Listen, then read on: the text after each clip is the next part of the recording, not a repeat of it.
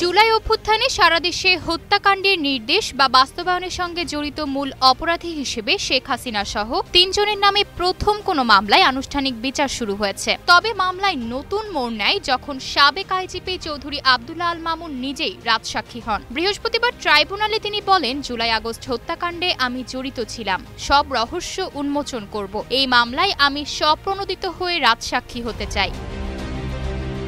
তবে এখানেই প্রশ্ন, রাজসাক্ষী আসলে কি এবং কারা হতে পারেন? মূলত রাজকালের প্রচলন থেকেই রাজসাক্ষী শব্দটি এসেছে, যেখানে রাজা নিজেই ছিল মামলার বাদী। এখন রাজাও নেই, রাজার রাজত্বও নেই, তাই রাজসাক্ষীকে বর্তমানে রাষ্ট্রের সাক্ষী বলা হয়। রাজসাক্ষী হলো এমন এক আসামি যিনি নিজ অপরাধ স্বীকার করে রাষ্ট্রপক্ষকে সাক্ষ্য দেন এবং অপর আসামিদের বিরুদ্ধেও গুরুত্বপূর্ণ তথ্য প্রকাশ করেন। পুলিশের পক্ষে যখন কোনো অপরাধের রহস্য উদ্ঘাটন কঠিন হয়ে যায় অথবা আসামি সহজে মুখ খুলতে রাজি হয় না, তখন পুলিশ অপরাধীকে মুক্তির প্রলোভন দেখিয়ে সত্য ঘটনা বলার জন্য সাক্ষী করার প্রস্তাব দেয়। আসামি রাজি হলে তাকে রাষ্ট্রের পক্ষে সাক্ষী করা হয়। ফৌজদারি মামলাতে এই সুযোগপ্রাপ্ত অপরাধীকে রাজসাক্ষী বলা হয়, যদিও সাক্ষ্য আইনে রাজসাক্ষী কথাটি সংজ্ঞায়িত করা নেই।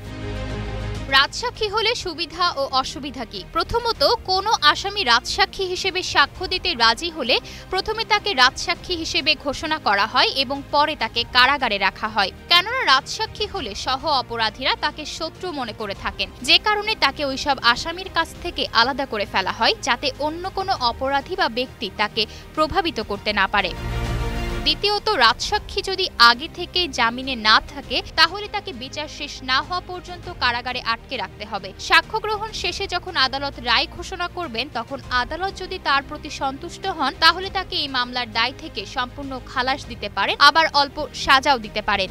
তৃতীয়ত, বিচার চলাকালীন রাজসাক্ষীর একক সাক্ষ্যে সাজা দেওয়া গেলেও তা একমাত্র সাক্ষ্য হিসেবে বিবেচিত হয় না, তাই আদালত সাধারণত অন্যান্য স্বতন্ত্র ও নিরপেক্ষ সাক্ষ্য বা প্রমাণ খোঁজেন। উল্লেখ্য, রাজসাক্ষী হওয়া মানেই অপরাধের দায় এড়িয়ে যাওয়া নয়, বরং এটি একটি বিচারিক ব্যবস্থার কৌশল মাত্র, যার মাধ্যমে অপরাধের সঙ্গে জড়িত মূল চক্রকে শনাক্ত করতে এবং শাস্তি নিশ্চিত করতে দ্রুত সম্ভব হয়। আশা অর্থী, নিউজ ডেস্ক, গ্লোবাল টেলিভিশন।